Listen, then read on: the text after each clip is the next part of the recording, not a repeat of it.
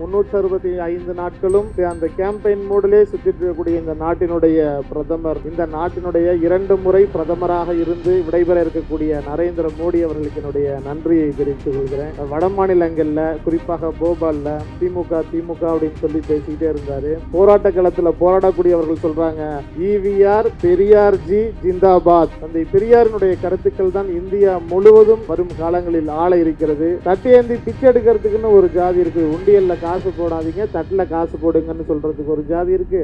இல்ல நான் special quota ராஜ்யசபால தான் நிதியமைச்சரா போவேன்னு சொல்றதுதான் கோட்டா ஜாதி. எளிய மக்களை, உழைக்கக்கூடிய மக்களை கேவலப்படுத்துவதாக நினைத்து கொண்டு அது அவர்களுடைய மரபணுலேயே வந்தது. அவர் சிரிச்சுக்கிட்டே சொன்னாரு, லடி நான்சென்ஸ், அவங்க எல்லாம் சூத்ரவால், நான் அவளுக்கெல்லாம் பெரியவாள்.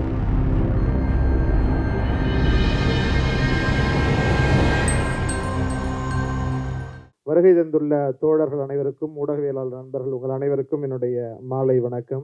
தொடர்ந்து பாரதிதாசனுடைய கவிதைகள் அப்படிங்கிறதும் சிந்தனைகள் என்பதும் மிகப்பெரிய கடல் போன்றது. அது அள்ளி அள்ளி பருக அது தீராது. அந்த வகையில் தொடர்ந்து பாரதிதாசன் கவிதைகளை படித்து கொண்டிருக்கக்கூடிய அந்த மாணவன் என்கின்ற முறையில் நான் அறிந்திருக்கக்கூடிய அல்லது நாம் அனைவரும் அறிந்த செய்திகளை மீண்டும் ஒரு நினைவூட்டலாக உங்களோடு பகிர்ந்து கொள்வதற்கான ஒரு வாய்ப்பை ஏற்படுத்தி தந்திருக்கக்கூடிய திராவிட இயக்க தமிழர் பேரவைக்கு மீண்டும் ஒரு முறையினுடைய நன்றியை சொல்லி, இந்த நிகழ்ச்சி தொடங்குவதற்கு முன்பாக வெளியில் நாங்கள் நின்று பேசிகிட்டு இருக்கும் பொழுது நண்பர்கள் எல்லாம் தொடர்ந்து கேட்டாங்க, தோழரெல்லாம் எலெக்ஷன்லாம் போனீங்க, எப்படி இருக்குது, களம் எப்படி இருக்குது, இந்தியா முழுவதும் எப்படி இருக்க போகுது அப்படி சொல்லிட்டு கேட்டுட்டு இருந்தோம். அதை பற்றி தான் நிறையா டிஸ்கஸ் பண்ணிட்டு இருந்தோம். நம்ம செய்திகள் எல்லாம் தொடர்ந்து பார்த்துட்டு இருக்கிறோம். மிக கடுமையான வெப்ப அலை வீசிட்டு இருக்குது. சூரியன் உச்சத்தில் இருக்கு அப்படிங்கிறது. ஏசியன் பசிபிக் கண்ட்ரி முழுக்க இன்னைக்கு சூரியனுடைய கட்டுப்பாட்டில் தான் இருந்துட்டு இருக்கு. ஆகையினால நம்மளுக்கு அந்த சந்தேகம் எல்லாம் வேண்டாம். அதே போல் நான் என்னுடைய உரைக்குள்ளார போகிறதுக்கு முன்னாடி ஜூன் 4ஆம் தேதி 2024 ஜூன் 4 வரைக்கும் இந்த நாட்டினுடைய 2 முறை பிரதமராக இருந்து விடைபெற இருக்கக்கூடிய நரேந்திர மோடி அவர்களுக்கு என்னுடைய நன்றியை தெரிவித்துக் கொள்கிறேன். காரணம் என்ன அப்படின்னு சொல்லி கேட்டால், தேர்தலுக்கு முன்பாக தமிழ்நாட்டுக்கு வரல, அதற்கு முன்பாக தேர்தல் பரப்புரைப்புக்காக 365 நாட்களும் அந்த கேம்பெயின் மோடிலே சுற்றிட்டு இருக்கக்கூடிய இந்த நாட்டினுடைய பிரதமர் நரேந்திர மோடி அவர்கள் போயிட்டு வட மாநிலங்களில் குறிப்பாக போபாலில், அதே போல் மற்ற மாநிலங்கள்லாம் திமுக அப்படின்னு சொல்லி பேசிக்கிட்டே இருந்தார். சரி, தமிழ்நாட்டுக்கு பேசுங்க அப்படின்னதுக்கு நான் வரமாட்டேன், நான் வட மாநிலத்திலிருந்து தான் பேசுவேன்னு திமுக டைனாஸ்டி பாலிடிக்ஸ்லாம் பேசினார்.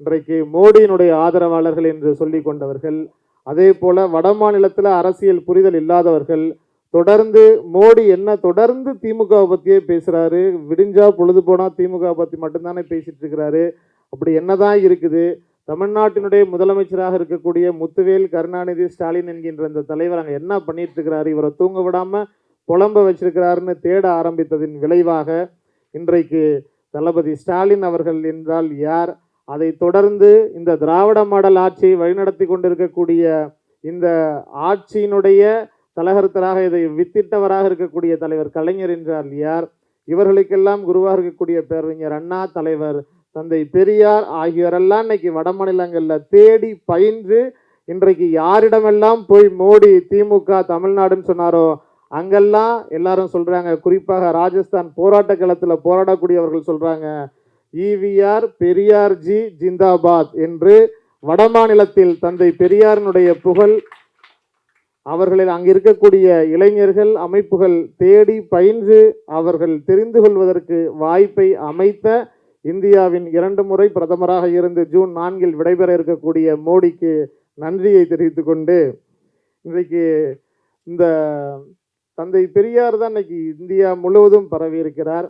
தந்தை பெரியாரினுடைய கருத்துக்கள் தான் இந்தியா முழுவதும் வரும் காலங்களில் ஆள இருக்கிறது. அந்த வகையில் சூடும் சுரணையும் அற்றிருந்த தமிழ் சமுதாயத்திற்கு சுயமரியாதை சூரணத்தின் வாயிலாக, பகுத்தறிவின் வாயிலாக நமக்கு சுரணை ஏற்றி நம்ம எல்லாம் இன்றைக்கு மானமும் அறிவும் உள்ளவராக வாழ வைத்த தந்தை பெரியாரினுடைய போர்ப்படை தளபதியாக, அவருடைய முதன்மை தொண்டராக இருந்த புரட்சி கவிஞர் பாரதிதாசன் அவர்கள் தன்னுடைய பெயரை பாரதிதாசன், 1000 உண்டுங்கு ஜாதி அப்படின்னு சொன்ன அந்த பாரதியாருக்கு தாசன்னு வச்சுக்கிட்டாலுமே கூட பிற்காலத்தில் ஜாதி வேண்டாம் அப்படிங்கிற வகையில் ஜாதி ஒழிப்பு தொடர்பாக மிக கடுமையாக கவிதைகளை எழுதி தன்னுடைய பேனாவை ஆயுதமாக மாற்றி ஜாதியற்ற ஒரு சமுதாயமாக தமிழ் சமுதாயத்தை உருவாக்க வேண்டும் என்பதற்காக தொடர்ந்து களமாடிய தமிழ்நாட்டினுடைய ஷெல்லி அப்படின்னு சொன்னால் அது புரட்சி கவிஞர் பாரதிதாசன் தான். அந்த வகையில் இருட்டறையில் உள்ளதடா உலகம், ஜாதி இருக்கிறது என்று சொல்வனும் இருக்கின்றானே, மருட்டுகின்ற மதத்தலைவர் வாழ்கின்றாரே, வாயடியும் கையடியும் மறைவதென்னால் சுருட்டுகின்றார் தம் கையில் கிடைத்தவற்றை, சொத்ததெல்லாம் தமக்கு என்று சொல்வதம்மை விருட்டுவது பகுத்தறிவே இல்லை என்றால் விடுதலையும் கெடுதலையும் ஒன்றே அப்படின்னு சொன்னார். இப்போ ஜாதி இருக்குன்னு சொல்றவெல்லாம் இன்னும் இருக்கிறான் அப்படின்னு சொல்லி இப்போ இல்லை, நம்ம 1930களிலே கவிதை எழுதி அதை பற்றி பேசி அதற்காக தொடர்ந்து களமாடி அதற்கான பல புரட்சிகளை செய்திருக்கக்கூடிய இந்த காலகட்டத்தில் இன்றைக்கு 2024 இந்த ஜாதியினுடைய தாக்கம் தமிழ் சமுதாயத்தை தாக்காத அளவிற்கு இன்றைக்கு திராவிட இயக்கம் களமாடி இருக்கக்கூடிய இந்த சூழல்ல இப்போ என்ன சொல்றாங்க, கோட்டா ஜாதி அப்படிங்கிறாங்க. அப்புறம் தான் நாங்கள் எழுதணும், கோட்டா ஜாதின்லாம் ஒன்றும் இல்லை, தட்டு ஏந்தி பிச்சை எடுக்கிறதுக்குன்னு ஒரு ஜாதி இருக்குது, உண்டியலில் காசு போடாதீங்க தட்டில் காசு போடுங்கன்னு சொல்கிறதுக்கு ஒரு ஜாதி இருக்குது, அப்புறம் கண்ணாடி மானியம் வாங்கினதுக்கான ஒரு ஜாதி இருக்குது. அதனால் இதுக்கு தான் ஜாதி காலங்காலமாக இருந்துட்டு இருக்குதே தவிர கோட்டா ஜாதின்னு ஒரு ஜாதியும் கிடையாது. கோட்டா ஜாதின்னா எது தெரியுமா? கோட்டா ஜாதி போய் தேர்தலில் நின்று போய் மக்களை சந்தித்து எலெக்ஷனில் நின்று மக்கள்கிட்ட அவங்களுடைய வலி வேதனை என்னன்னு உணர்ந்து போய் ஓட்டு வாங்கிட்டு வா அப்படின்னு சொன்னால், இல்லை நான் ஸ்பெஷல் கோட்டா ராஜ்யசபாவில் தான் நிதியமைச்சராக போவேன்னு சொல்கிறது தான் கோட்டா ஜாதி. மற்றபடி அவங்கள இந்த 2024 இந்த கதை 2019 நம்ம பார்த்துருப்போம். 2019 என்ன நடந்துச்சு அப்படின்னா, எல்லாரும் இப்போ மோடி குடும்பம்னு சொன்னாங்க. அது அந்தளவுக்கு ஒன்றும் எடுபடலை. மோடிக்கு குடும்பத்துக்கும் ஆகவே ஆகாதுங்கிறதுனால மோடியினுடைய குடும்பங்கிற பரப்புரை பெரிய அளவில் எடுபடலை. 2019 தேர்தலில் என்ன பண்ணாங்க, சவுக்கிதார்னு போட்டுக்கிட்டாங்க. நம்ம எல்லாருக்கும் ஞாபகம் இருக்கும். அந்த சமயத்தில் அந்த சுப்பிரமணிய சாமின்னு ஒருத்தர் வந்தார். விமான நிலையத்தில் அவர்கள்ட்ட பத்திரிகையாளர்கள்லாம் போய் கேட்குறாங்க, என்னங்க எல்லாரும் போய் சவுக்கிதார்னு போட்டுக்கிறாங்களே, நீங்கள் சவுக்கிதார்னு போட்டுக்கலையே அப்படின்னதுக்கு அவர் சிரிச்சுக்கிட்டே சொன்னார், பிளடி நான்சென்ஸ், அவங்கெல்லாம் சுத்ரவால், நான் அவளுக்கெல்லாம் பெரியவாள், ஆகையினால் நான் போட்டுக்க முடியாது, அவங்க தான் சவுக்கிதார்னு போட்டுக்கணும் அப்படின்னு சொல்லிட்டு சொன்னார். அந்த மாதிரி இன்னைக்கு சவுக்கிதார்னு பட்டம் போட்டுக்கிட்டெல்லாம் தேர்தலில் நின்று இன்னைக்கு தமிழ்நாட்டில் டெபாசிட் இழக்க போகிறோம். அது வேற கதை. இருந்தாலும் கூட இன்னைக்கு சவுக்கிதார்னு போட்டுக்காம வெங்காயம் பூண்டு விலையை பற்றி கவலைப்படாத அந்த குடும்பத்தில் பிறந்த, இன்னும் குறிப்பாக சொல்லணுன்னா உண்டியலில் காசு போடாதீங்க தட்டில் போடுங்க அப்படின்னு அந்த பெருமையோடு அந்த மரபணுவோடு வந்தவங்க கோட்டா ஜாதி அப்படின்னு சொல்லிக்கலாமே தவிர, இருக்கக்கூடிய மக்களை, எளிய மக்களை, உழைக்கக்கூடிய மக்களை கேவலப்படுத்துவதாக நினைத்து கொண்டு அது அவர்களுடைய மரபணுவிலேயே வந்தது. அப்போ அவர்கள் இந்த மாதிரி பேசிட்டு இருக்கிறாங்க. இப்போது இதெல்லாம் தான் அவர்களுக்கு நம்ம பேசிகிட்டு இருக்கும்போது தோழர் உமா சொன்னாங்க என்னன்னா, கால்டுவெல் இங்கே தமிழ்நாட்டிற்கு வந்தார், தமிழ்நாட்டுக்கு இங்கே இந்த ஆய்வு பணிகளை செய்தார், ஆய்வு பணிகள் செய்ததின் வாயிலாக தமிழ்நாட்டில் இந்த மாதிரியான புரட்சிகள்லாம் உண்டானுச்சு. இதே போல் வட மாநிலத்தில் ஏதாவது போயிருந்தால் அது என்ன ஆயிருந்திருக்கும் அப்படின்னு சொல்லிட்டு கேட்டாங்க. வட மாநிலத்துலையும் இப்படி ஒரு சம்பவம் நடந்திருக்கு. என்ன அப்படின்னா, ஒரிசாவில் கிரஹாம் ஸ்டெயின் அப்படின்னு ஒரு கிறிஸ்துவ பாதிரியார் 1990களில் 95களில் சரியான ஆண்டு எனக்கு நினைவில்லை, 1990களில் அங்கே வட மாநிலத்தில் ஒரிசாவில் தங்கியிருந்து அவருடைய குடும்பத்தோடு அந்த மாநிலத்தில் அங்கே இருக்கக்கூடிய கிராமங்களில் இருக்கக்கூடிய தொழுநோயாளிகளுக்கு அவர்களுக்கு என்ன பண்ணுறாங்க, அங்கேயே தங்கி அவர்களுக்கான அந்த வைத்தியத்தை பார்த்துட்டு வர்றார். அதே கூட சேர்ந்து கல்வியை கற்றுத்தரக்கூடிய வேலையை செஞ்சுட்டு இருக்கிறாங்க. பஜ்ரங் தள் அமைப்பை சார்ந்த தாராசிங் அப்படிங்கிற அந்த ஆர்எஸ்எஸ் கூடாரத்தை சார்ந்த அந்த காவி கூட்டம் காளிகள் என்ன பண்ணுறாங்க, இவர் திட்டமிட்டு மதமாற்றம் செய்கிறாரு அப்படின்னு சொல்லி அந்த கிராமத்தில் அந்த ஜீப்பை நிறுத்திட்டு அவர் குழந்தைகளோடு அந்த ஜீப்பில் படுத்து தூங்கிட்டு இருக்கிறார் அந்த கிரஹாம் ஸ்டெயின் அப்படிங்கிற பாதிரியார். அப்படி தூங்கிட்டு இருக்கும் பொழுது அந்த கிராமத்தில் இருந்த அத்தனை வீடுகளினுடைய கதவுகளையும் வெளிப்பக்கம் தாளிட்டு அந்த ஜீப்பை உயிரோடு எரித்து அந்த கொளுத்தி சுற்றி நின்றுக்கிறாங்க. தவறி கூட யாரும் வெளியில் ஏறி வந்துடக்கூடாது, வெளியில் தப்பிச்சு வந்துடக்கூடாது அப்படிங்கிறதுக்காக நின்று அவர்களை கொலை செய்து அவர்களை உயிரோட துடிக்க துடிக்க கொலை செய்து அவர்களுடைய 2 குழந்தைகளோடு கொலை செய்த படுபாவிகள் இன்றைக்கு வட மாநிலத்தில் அவருக்கு மரண தண்டனை விதிக்கணும்னு கோரிக்கை வைத்து அந்த மரண தண்டனை கிடையாதுன்னு அது ஆயுள் தண்டனையாக மாற்றப்பட்டு அதுக்கப்புறம் அவர் வெளியில் வந்து அவர் சார்ந்தவர்களுக்கெல்லாம் தயாள மனம் கிடைத்த நரேந்திர மோடியினுடைய ஆட்சியில் தான் மத்திய அரசு பணியும் கொடுக்கப்பட்டிருக்குது. அப்போ இதுதான் தமிழ்நாட்டிற்கும் வட மாநிலத்திற்கும் உள்ள அந்த பாகுபாடு.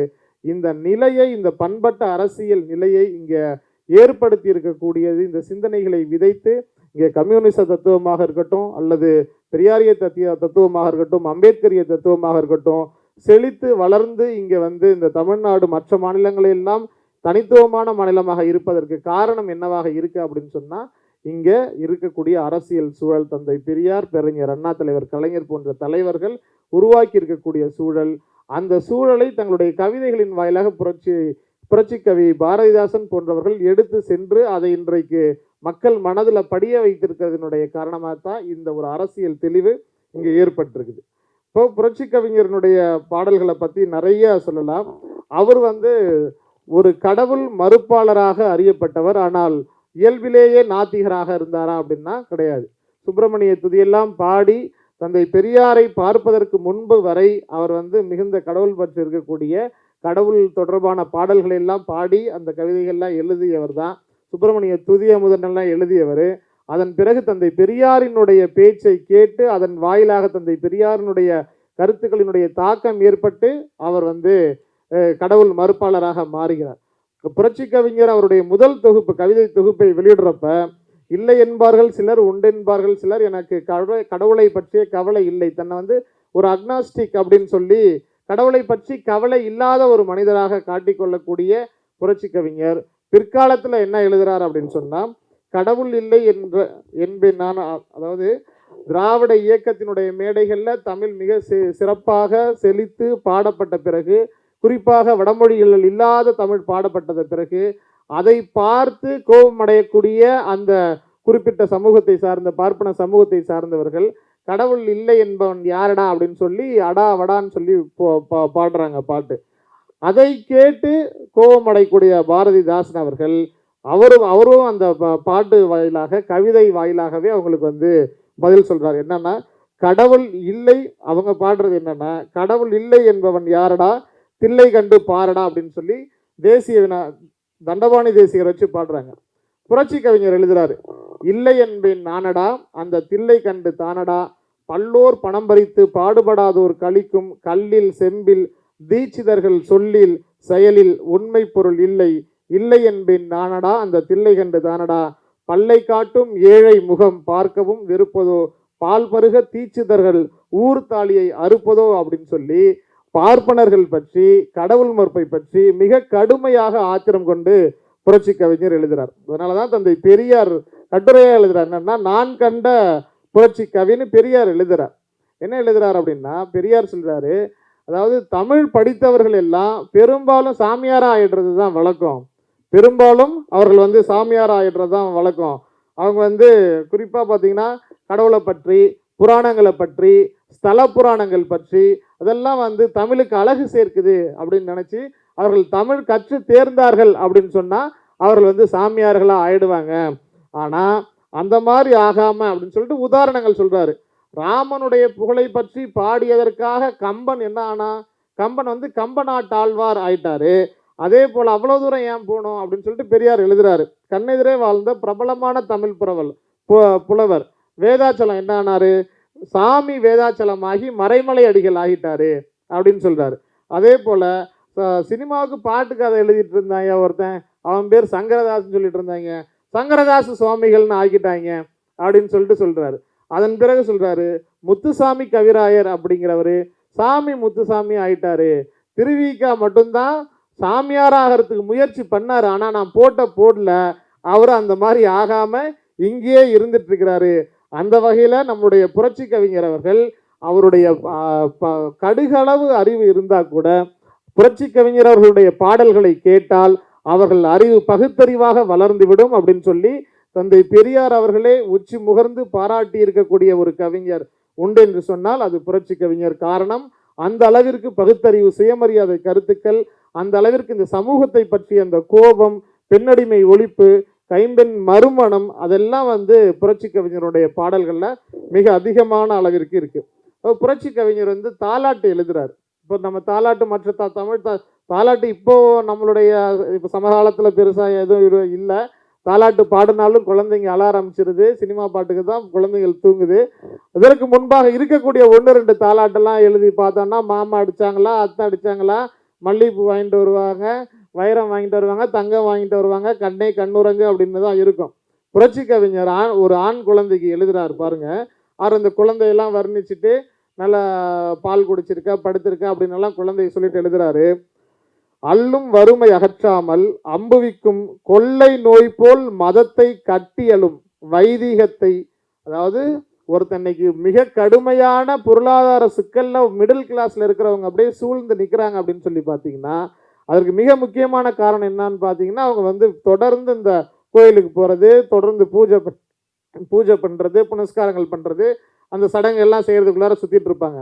அந்த மாதிரி அல்லும் வறுமை அகற்றாமல் அம்புவிக்கும் கொள்ளை நோய் போல் மதத்தை கட்டியலும் வைதீகத்தை போராடி போராடி பூக்காமல் காய்க்காமல் தொடர்ந்து போராடிக்கிட்டே இல்லாம வேரோடு போக்க வந்த வீரா இளம் வீரா எல்லாம் அவன் செயலே என்று பிறர் பொருளை வெள்ளம் போல் அள்ளி விழுங்கும் மனிதருக்கும் காப்பார் கடவுள் உனை கட்டையில் நீர் போக மட்டும் வேர்ப்பீர் உழைப்பீர் என உரைக்கும் வீணருக்கும் மானிடரின் தோளின் மகத்துவத்தை எடுத்துரைக்க காட்ட வந்த தோளின் பெருக்கே என் செந்தமிழே கண்ணுரங்கு அப்படிங்கிறார்.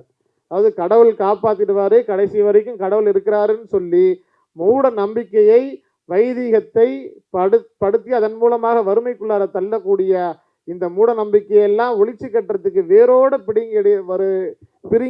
பிடுங்கி எறிவதற்காக வந்திருக்கக்கூடிய இளம் தோள்களை கொண்ட குழந்தையே நீ கண்ணுரங்கு அப்படிங்கிறார். அதே போல ஒரு பெண் குழந்தைக்கு பாடுறாரு. மூடத்தனத்தின் முடைநாற்றம் வீசுகின்ற காடு மணக்க வரும் கற்பூர பெட்டகமே, வேண்டாத சாதி இருட்டு வெளுப்பதற்கு துண்டா விலங்காய் துலங்கும் பெருமாட்டி, தெய்வத்தை நம்பும் திருந்தாத பெண்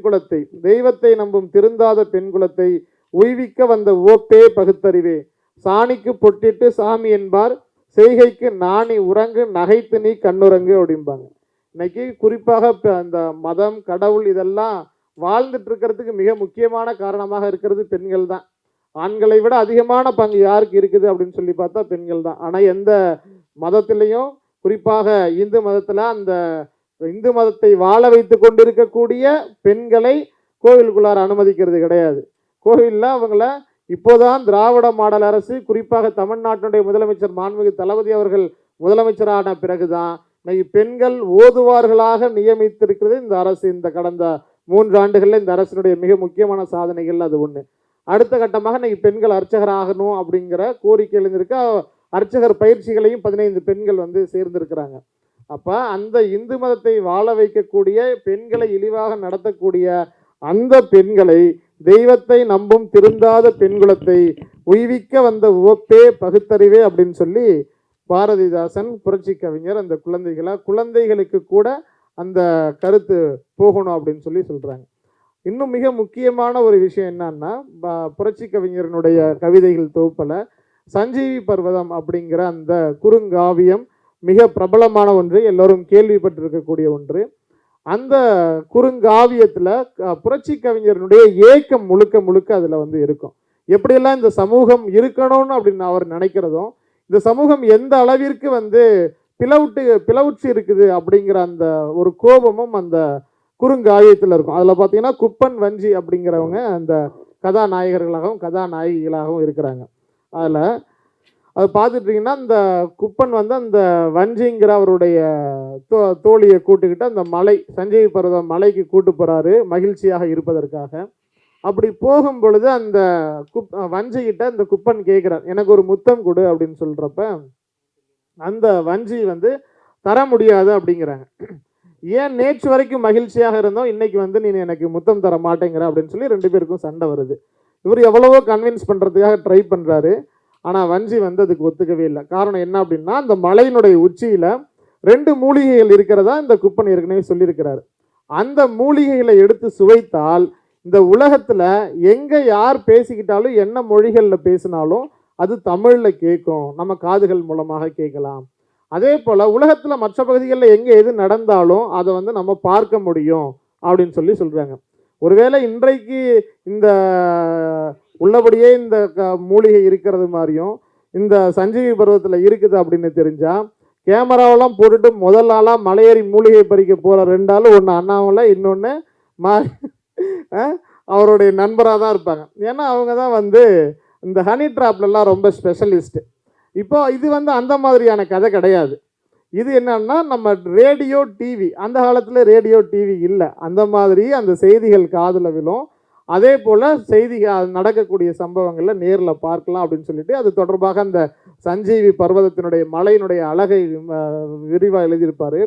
அதை தொடர்ந்து வந்துட்டு இருக்கும் பொழுது முத்தம் கொடுன்னு சொல்லி இவருடைய ஆசைக்கு இணங்கலை அப்படின்னு சொல்கிறப்ப அந்த இவர் என்ன பண்ணுறாரு, குப்பன் என்ன பண்ணுறாரு, அந்த வஞ்சியை வந்து ஒரு இடத்துல நீ பேசாதன்னு சொல்லி திட்டுறப்போ அந்த வஞ்சி கோபமாக வந்து என்ன சொல்கிறாங்க, பெண்ணுக்கு பேச்சுரிமை வேண்டாம் என்கிறீரோ, மண்ணுக்கு கேடாய் மதித்தீரோ பெண்ணினத்தை, பெண் அடிமை தீர மட்டும் பேசும் திருநாட்டு மண்ணிடுமை தீர்தல் முயற்கொம்பே. அதாவது சுதந்திர போராட்டம் நடந்துட்டு இருக்கக்கூடிய காலம், வெள்ளையர்கள் ஆட்சி செஞ்சு இருக்கக்கூடிய நேரத்தில் நீ பேசாதன்னு சொல்கிறப்ப பெண்ணை வந்து நீ பேசாதன்னு சொல்கிற, பெண் உரிமையை மறுக்கிற அப்படின்னு சொல்லிட்டு மிக கோபமாக அந்த வஞ்சிங்கிறவங்க பேசுகிறதாக அவர் வந்து எழுதியிருப்பார். பாரதிதாசனுடைய கவிதைகள் எல்லாத்துலேயுமே பெண்களுக்கு இருக்கக்கூடிய அந்த தைரியம், அந்த வீரம் ஆண்களை காட்டிலும் அதிகமாக இருக்கும். இன்னைக்கு சில இயக்குநர்கள்லாம் படம் எடுத்துட்டு நம்ம வந்து கொஞ்சம் இனிஷியல் டேஸில் ரொம்ப மெச்சிக்கிட்டு இருந்தோம், ஆகா சூப்பர், இங்கே பாரு பெண்களுக்கெல்லாம் இவர் தான் வந்து சூப்பரான ஒரு இலக்கணம் கிராமர் வச்சு படம் எடுத்துருக்கிறாரு அப்படின்னு சொல்லி எழுதிருந்தோம்.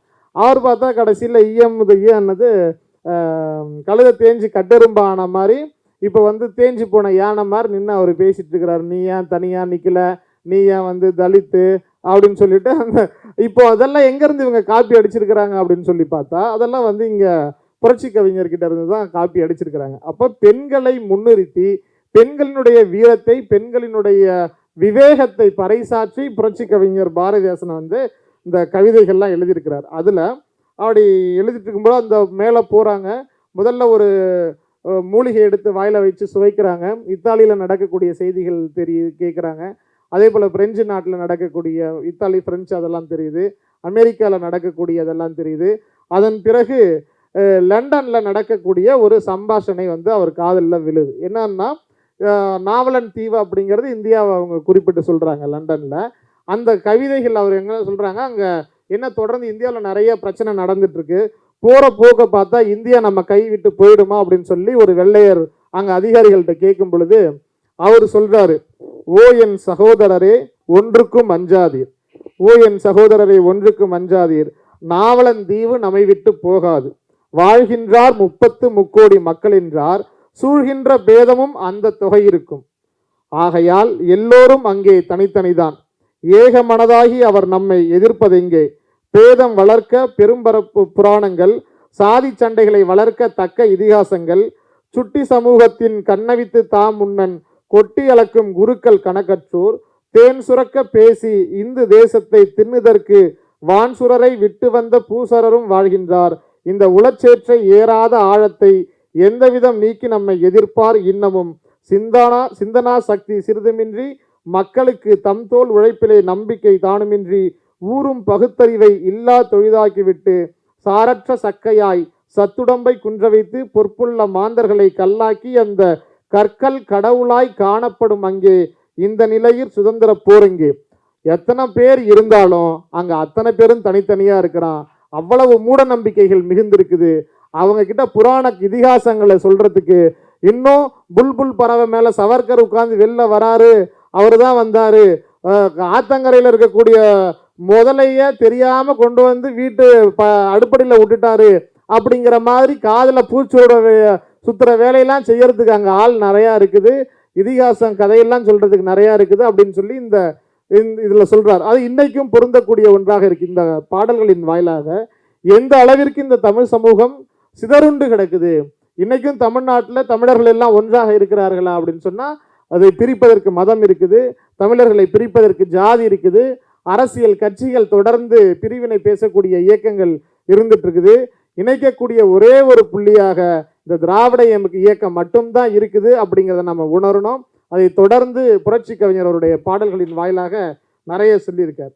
அதே போல இன்னும் பார்த்தீங்க அப்படின்னு சொன்னா இந்த புரட்சி கவி அப்படின்னு சொல்லிட்டு இன்னொரு ரொம்ப காதல் காவியம், குறுங்காவியம். அதுல பார்த்தீங்கன்னா உதாரண் அமுதவள்ளி அப்படிங்கிற 2 கேரக்டர். அது நம்ம தொடர்ந்து இன்னைக்கு திரைப்படங்களை தோற்கக்கூடிய வகையில அந்த பாடல்களை நீங்க படிக்கிறீங்க அப்படின்னு சொன்னா அப்படியே காட்சி அந்த அளவிற்கு வரும். அதுல ஒரு ராஜாவினுடைய மகள் இளவரசி தான் அமுதவள்ளி. அந்த அமுதவள்ளி நல்ல கற்று தேர்ந்த அறிவாளி. ஆனா கவிதை எழுதணும், செய்யுள் அது தொடர்பாக படிக்கணும், அது கத்துக்கணும் அப்படின்னு சொல்லிட்டு அவங்களுடைய அப்பா கிட்ட போய் கேட்குறான். இதை எனக்கு கத்து தருவதற்கு ஆள் வேண்டும் அப்படின்னு சொன்ன உடனே அவர் என்ன பண்றாரு, அவருடைய மந்திரியை கூப்பிட்டு இது கத்துக்கிறதுக்கு ஆள் வேணும், சொல்லி தரதுக்கு யார் இருக்கிறாங்க அப்படின்னு நாடு முழுக்க போய் தேடுறாரு. தேடின உடனே ரொம்ப தயக்கத்தோட வந்து ராஜா கிட்ட சொல்றாரு. என்ன சொல்றாரு அப்படின்னு சொன்னா, இந்த இலக்கணத்தை செய்யுளை சொல்லி தருவதற்கு ஒரு இளைஞன் இருக்கிறான் அப்படின்னு சொல்லிட்டு, ஏன் அதில் என்னன்னா அப்புறம் ரொம்ப தயக்கத்தோட சொல்றாரு. அநேகமாக அவர் வந்து திண்டிவனத்தை சேர்ந்தவராக இருப்பாருன்னு நினைக்கிறேன். ஒருவேளை நம்ம ஒன்றா சேர்த்து வச்சோம்னா, பஞ்சையும் நெருப்பியும் பக்கத்தில் வச்சோம்னா காதல் மலர்ந்துடுமே அப்படின்ன உடனே அந்த பையன் ஜீன்ஸ் பேண்ட் டிஷர்ட்லாம் போட்டு வந்து நம்ம இளவரசியை மயக்கிட்டா என்ன பண்ணுறது அப்படின்னு அந்த அமைச்சர் கேட்குறாரு. சரி, எல்லாத்துக்கும் ஒரு தீர்வு இருக்குது அப்படின்னு சொல்லிட்டு 2 பேரும் டிஸ்கஸ் பண்ணுறாங்க. டிஸ்கஸ் பண்ணிவிட்டு சரி ஆத்தங்கரையோரத்தில் அந்த புறத்தில் அந்த தோட்டத்தில் இருக்கக்கூடிய மேடைகளில் நடுவில் ஒரு திரைச்சீலையை போட்டுருவோம். திரைச்சீலையை போட்டுட்டு அந்த இளைஞன்கிட்ட சொல்லிடுவோம், இளவரசி வந்து மிகப்பெரிய பெருநோய் இருக்குது, தொழுநோய் இருக்குதுன்னு சொல்லிடுவோம். இளவரசிக்கிட்ட என்ன சொல்ல போகிறோன்னா, அவன் வந்து ஒரு ஏழை அந்தணன், அவனுக்கு கண்ணு தெரியாது, அவனை பார்த்தால் அபசகுணம். அது பல சகுனங்கள் இருக்குல்ல, அதில் அது ஒரு சகுனமாக வச்சுருக்காங்க. என் கண்ணு தெரியாதவனை பார்க்கக்கூடாது அப்படின்னு சொல்லி அதையும் வச்சிருவோம் அப்படின்னு சொல்லியிருக்காங்க. அப்படி சொல்லி தொடர்ந்து அவங்க உட்கார்றாங்க. 2 பேரும் வகுப்புகள் நடந்துட்டு இருக்குது. ஒரு நாள் இளவரசி சீக்கிரமாக வந்துடுறாரு. இளவரசி சீக்கிரமாக வந்த பிறகு அந்த கவிஞர் அந்தாண்ட பக்கம் மறுபக்கம் உட்கார்ந்து அந்த அன்றைக்கு பௌர்ணமி நிலா, அந்த நிலாவை பார்த்து அருமையான ஒரு கவிதையை படிக்கிறார். எல்லா கவிதையும் ஞாபகம் வச்சுக்க முடியாதுங்கிறதுனால நானும் பார்த்து படிச்சிடுறேன்.